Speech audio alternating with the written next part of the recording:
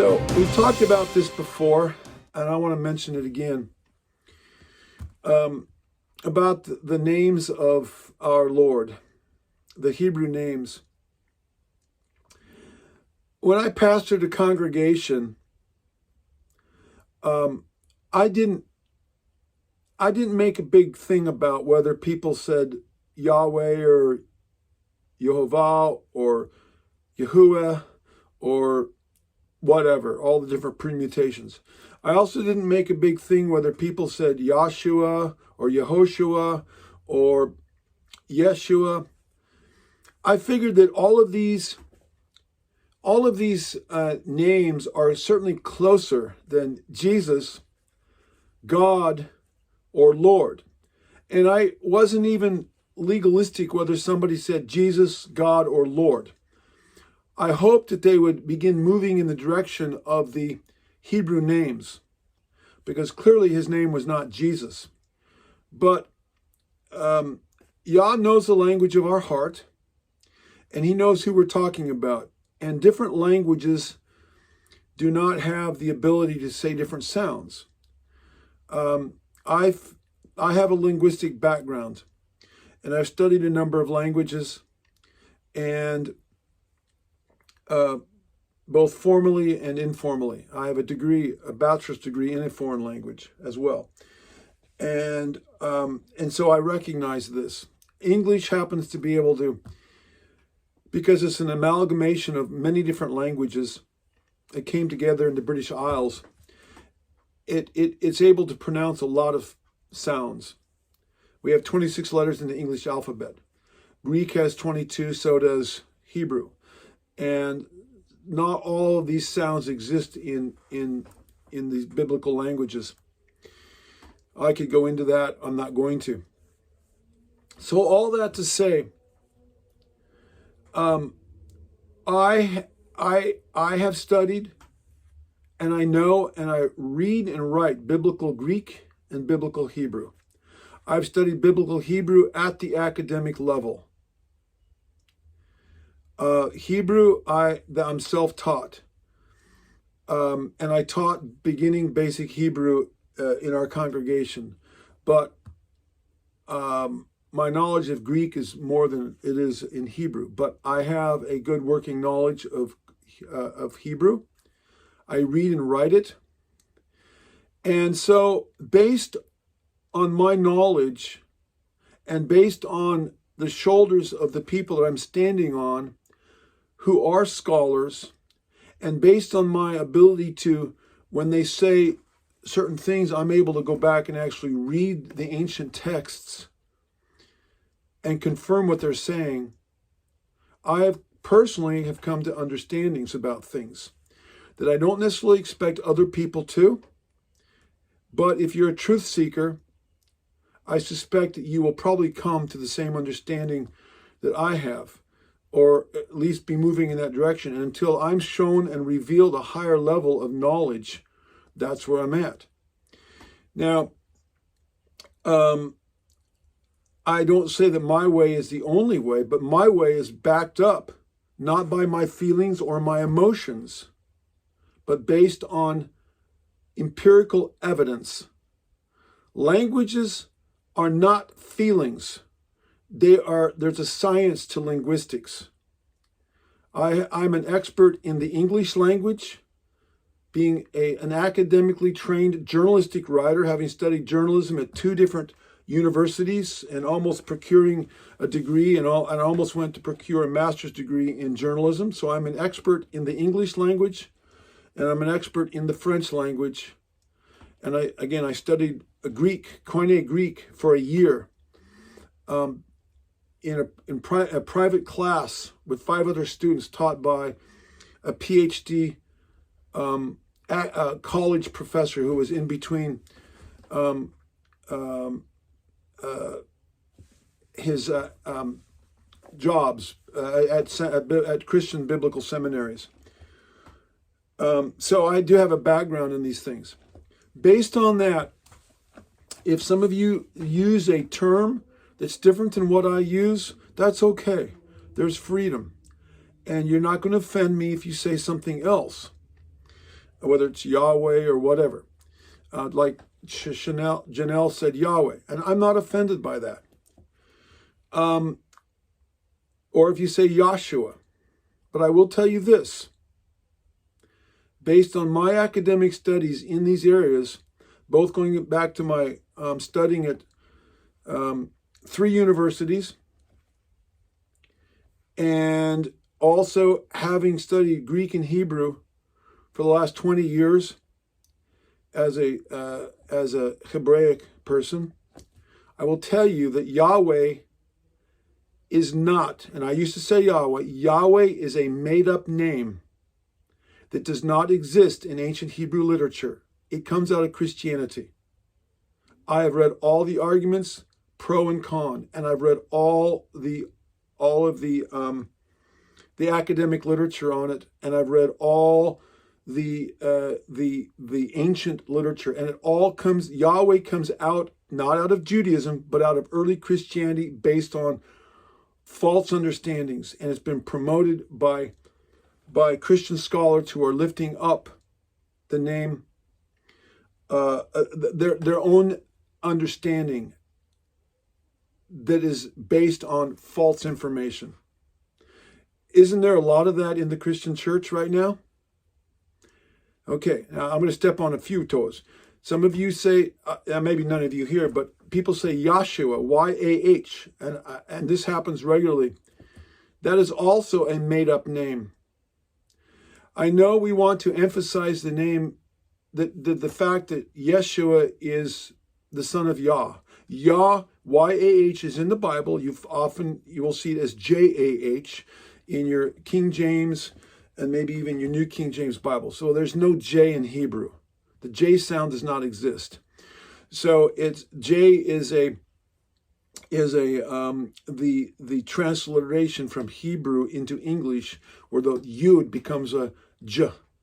And that goes back to the 1400s, back to more of an early English. Actually, it goes back to the Netherlands. I think that's where it was first came into the European languages back in the 1400s, if I remember correctly. I've done the research on this. And so YAH is a non-biblical Hebrew name. You will not find that in the Hebrew text of the Masoretic text. YAH, as in, you'll find YAH. That's an abbreviation of Yud He Vav He.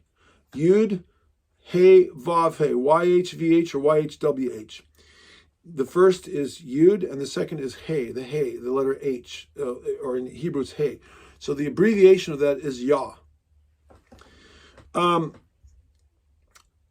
And we see that in the names of many of the ancient, in the Hebrew prophets, Yeshayahu, Eliyahu, we see Yah, and there's many, many other names. So Yahshua, it's an unbiblical, non-Hebraic way to try to emphasize the deity of Yeshua. And I admire the people who are trying to emphasize the deity of Yeshua, but that's not the way to do it. By making up words that do not exist in the Hebrew language. You will not find that name in ancient Hebrew. It is a name as based on what my understanding and research that was made up by the sacred name movement in the first half of the 20th century, the sacred names movement in America, by people that were not Hebrew scholars. They recognized the importance of the Hebrew names to their credit, but they came up with this name Yahshua. It does not exist in the Hebrew lexicon. So when you use that name, you're revealing, I'm sorry, again, maybe stepping on some toes, you're revealing your ignorance of Hebrew. Okay? Now I'm going to step on some more toes. Some people say that Yehovah or Jehovah, well, you got the Jehovah's Witnesses.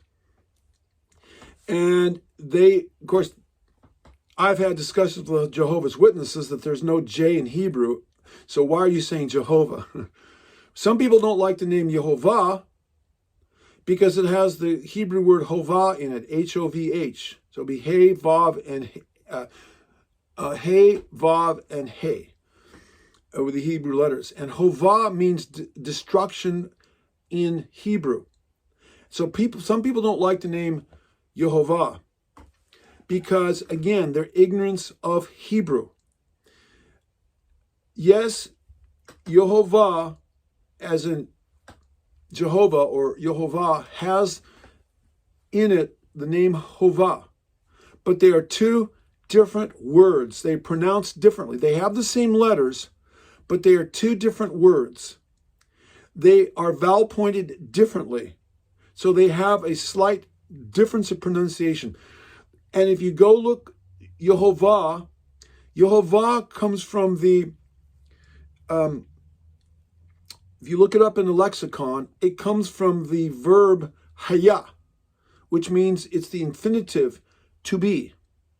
It means to be. If you look up hovah as in destruction, that's also a biblical Hebrew word. It means destruction or calamity. It has a whole different root.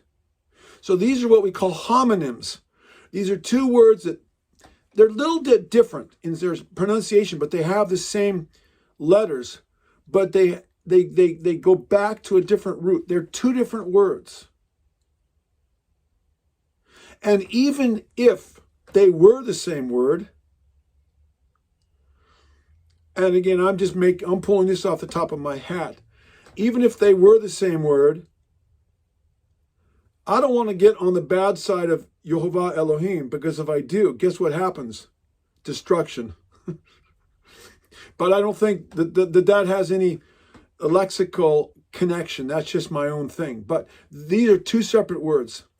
So again, people that say that we can't say Yehovah because it has the word Hovah reveal their ignorance about Hebrew. And any Hebrew scholar, and I'm not a Hebrew scholar, but I rely on Hebrew scholars, and I have a whole library full of the best lexicons back here in the Hebrew language, that you reveal your ignorance. There are other permutations of Yud Vav He, like Yahuwah. Again, and also we have Yehoshua.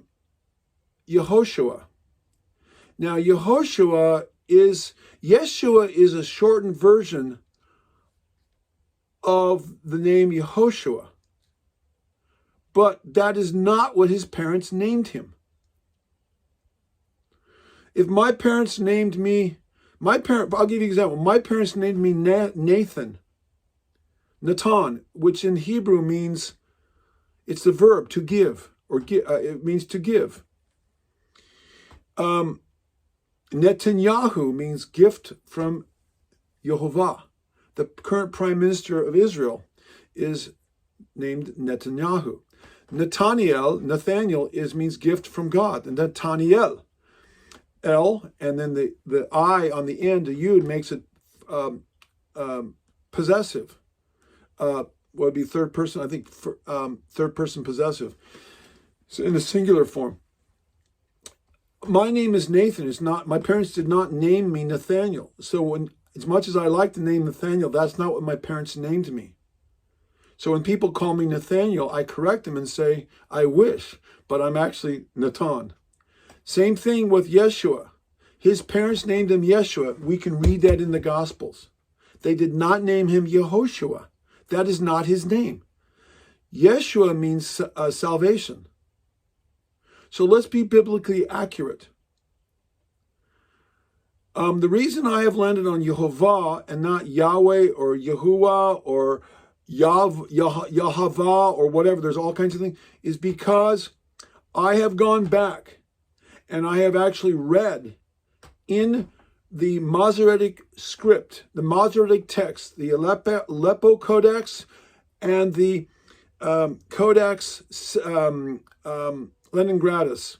These are the two oldest complete manuscripts, the Masoretic texts of the Old Testament that we have. They're 1,000 years old. The Codex Leningratus is in the, I believe, in St. Petersburg in Russia. And after the Soviet Union fell, that manuscript was open to the world for scholars to look at. The Codex Aleppo, which is originally from Aleppo, Syria, is, I believe, in one of the museums there in Jerusalem. And our friend Nehemiah Gordon has gone through those, and he has shown us the actual texts of the Masoretes, the scribes that scribe them in their texts, where they've actually vowel pointed the Yud He Vav He in these texts and others hundreds of times.